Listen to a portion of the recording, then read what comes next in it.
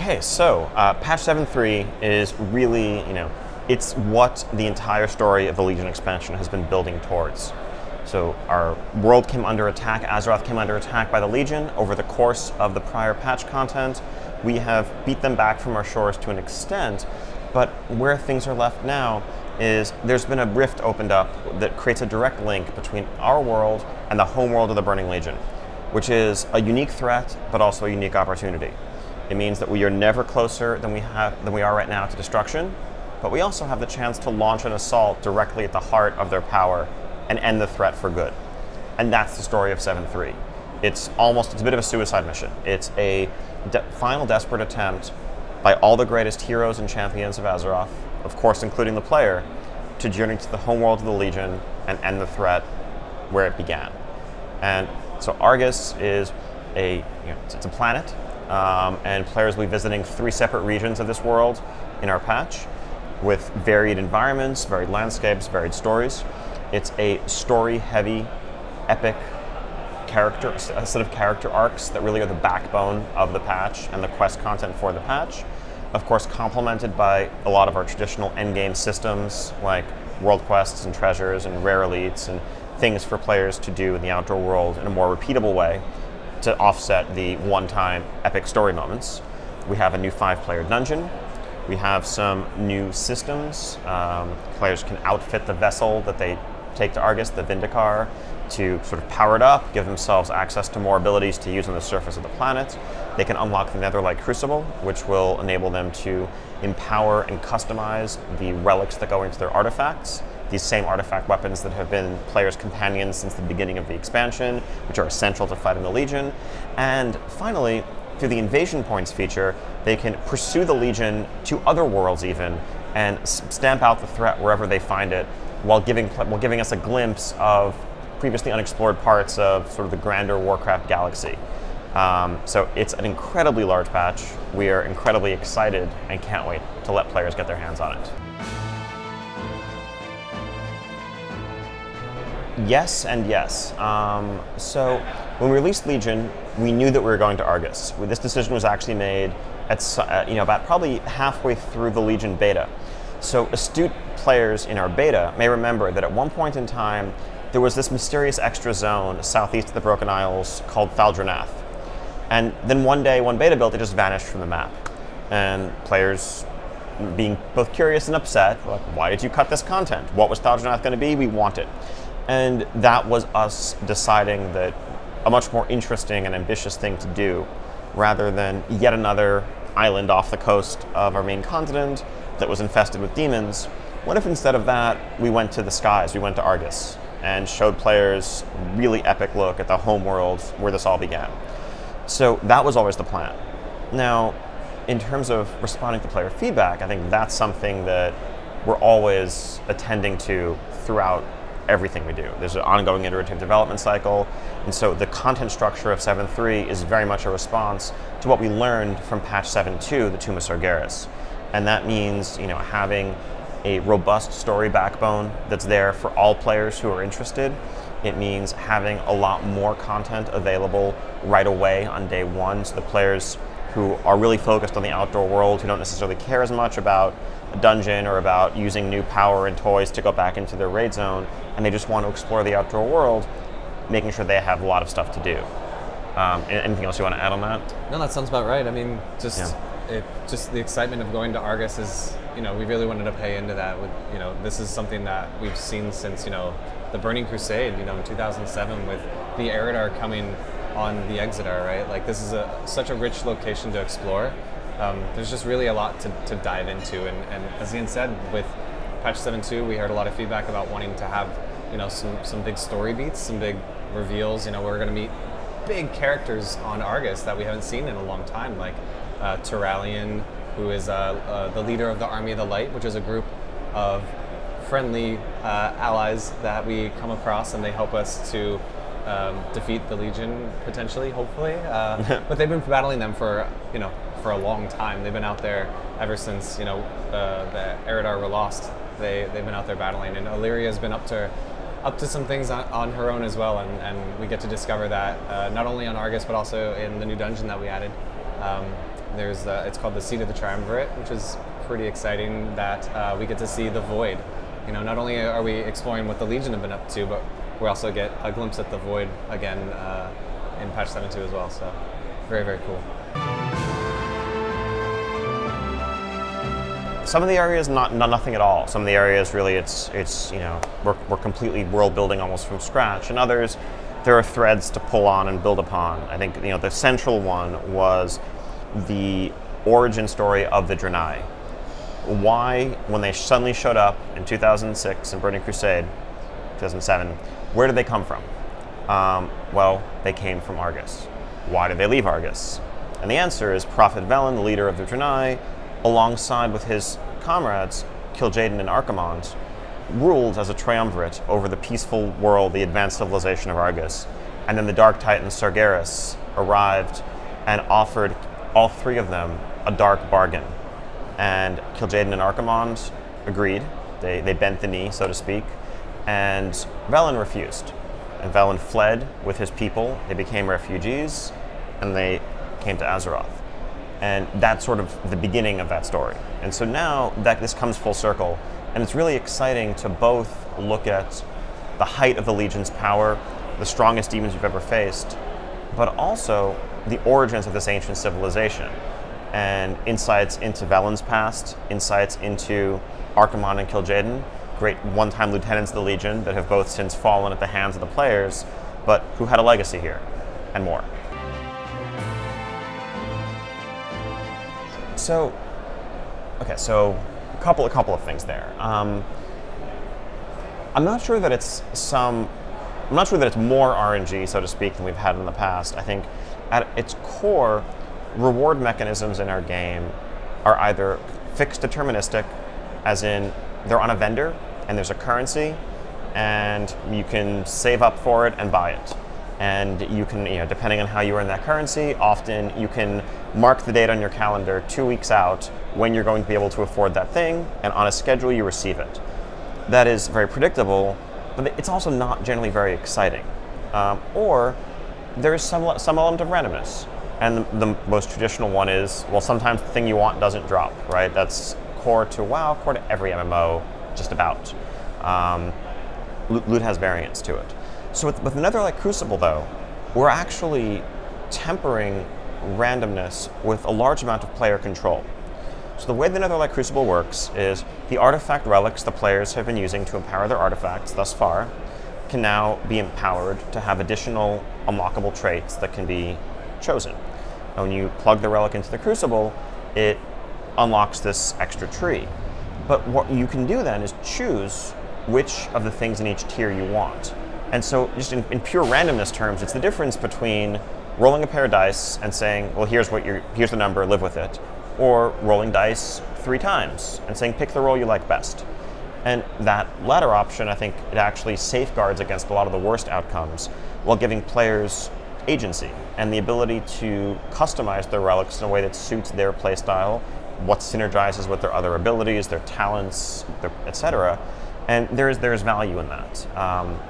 Some of that is the particular nature of the trait system that we have on relics. Like, if this were just stats like crit or haste, we wouldn't have made it random because it's a small enough pool, just pick what you want. I think with relics, if we wanted to make it deterministic and have fixed combinations, there are so many traits out there that we would have had to make a ludicrous number of relics to really address players' potential wants and desires, or ultimately more likely just leave a lot of players out in the cold without the chance to really get what they want. Whereas having it pooled randomly means that all combinations are possible, including the ones that may be most exciting for some specs or some classes, but choice and agency limit how bad it can be. And on average, this is going to be a large power increase for players across the board. Because, so, it's completely understandable, and it's a visceral reaction of something doesn't go your way, right? Whether it's you have been trying to get a reward for a long time and it won't drop, whether it's you lose a PvP match because you just got crit 3 times in a row and you failed to crit your opponent, or whatever else. And when something doesn't go your way, you're generally looking for something to blame. And a lot of the time, it's like, well, this is unlucky, right? But it doesn't mean that there isn't skill involved. I think to use extreme ends of the spectrum, poker is about as random a game as it gets, but there's still a tremendous amount of skill. And when you play strategically, you play optimally, it's no surprise that the best players come out on top time and time again. WoW is nowhere remotely near as random as that. So I think the function that it serves is some element of unpredictability. And there is skill in reacting to that unpredictability in combat, for example. It's why there are random triggered effects. It's why things don't always crit or whatever else, so that a skilled player can react and adapt to the flow of combat, also so that it's not 100% predictable. On the rewards front, ultimately it's about balancing that predictable deterministic reward with the moments of excitement. Historically in WoW, I think the impact of randomness in rewards is, and this is a controversial statement probably, nearly as low as it's ever been in the history of the game. I think if you actually go back about 10 years to the origins of the game, the impact was far, far greater. Back then, loot was incredibly rare, and it was much more binary. It was often the difference, well, there's this one item I need, because there aren't many items from raids. Non-raid loot wasn't really competitive at all.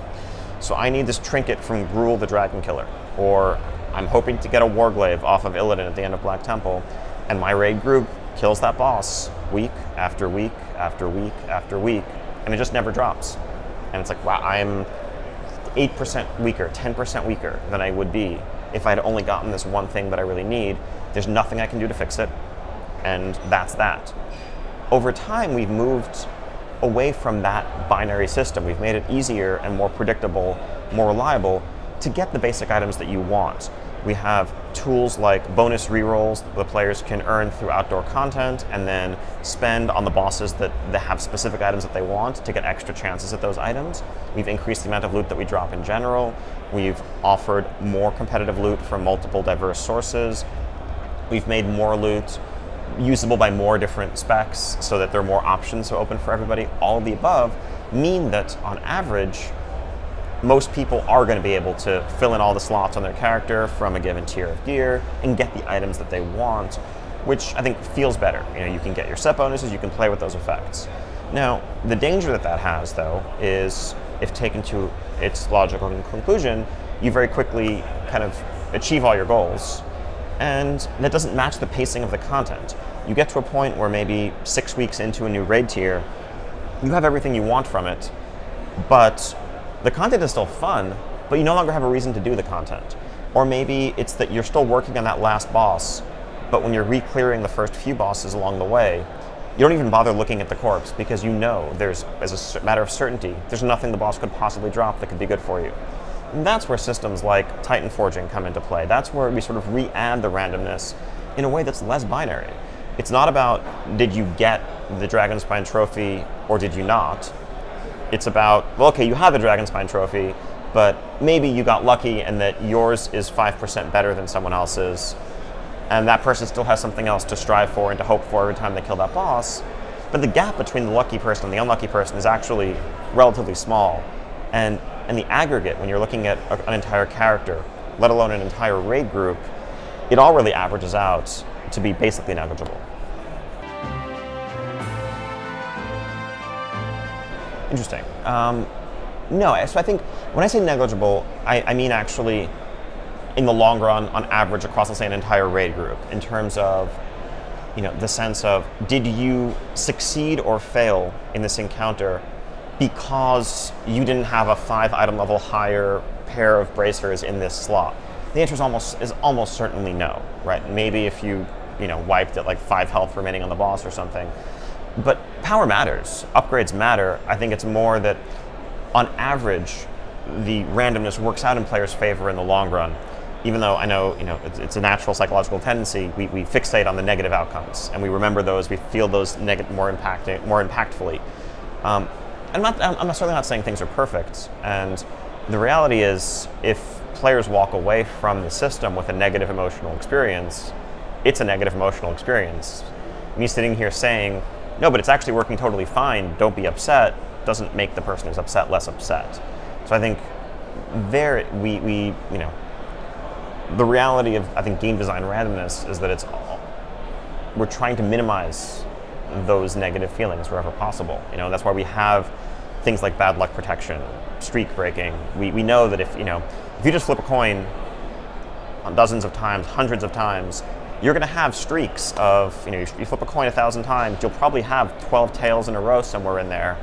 And if tails means miss and heads means hit, whoever's in the middle of that streak is going to be pretty unhappy. And so we just don't do that, right? We don't allow those things. We say, okay, you've had 3 tails in a row, we're going to force a heads on the next flip, because even if randomness has merits in the abstract, when applied, if it's making you unhappy, that's not what we want in the game. So it's the last major patch, yes, in terms of large outdoor zones to explore, big raid tier, dungeon, that sort of thing. It's not the end of the story of Legion, though. I think something that we've been very happy with over the course of the year and the end of last year is the way we've told a story that's unfolded through a continuous series of content updates, some big, some small, some not even patches, like just a couple of weeks ago when Argus suddenly appeared in the skies over the world, or Doomsayers filled the streets of Dalaran and a new quest became available. We'd like to be able to deliver content and advance the story through a variety of means, and ideally not have any sort of seeming gap or lull in that content flow. I think the version that's currently on the PTR likely is what's going to be out there on the live servers. I think that, we've heard the feedback. I think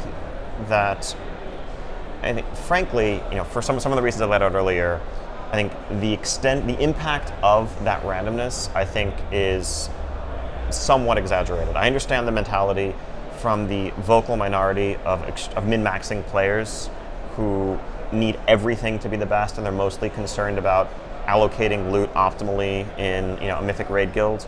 That yes, this isn't an optimal system for them, and we make those, unfortunately, in a game as diverse as World of Warcraft, we often hear the feedback that our feedback isn't listened to.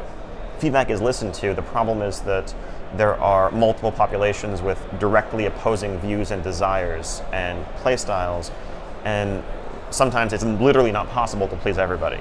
And in this case, I think for the vast majority of people, this is extra power. This is something to look forward to unlocking. The large swings that players may be concerned about, I think everyone's thinking of the system as having everything unlocked right away. That requires artifact level 75, which is not going to be attained for quite some time. Players' initial experience with the system is going to be, you unlock the Crucible, and boom, you just get extra item levels on your weapon. It's stronger right away, no randomness at all. And you make a couple of choices that are nudging your character in one direction or another in terms of your abilities. And then over time, as you get stronger relics, you'll also be able to delve deeper into those trees. But at no point is there this overwhelming level of sort of complexity or randomness that's right in your face.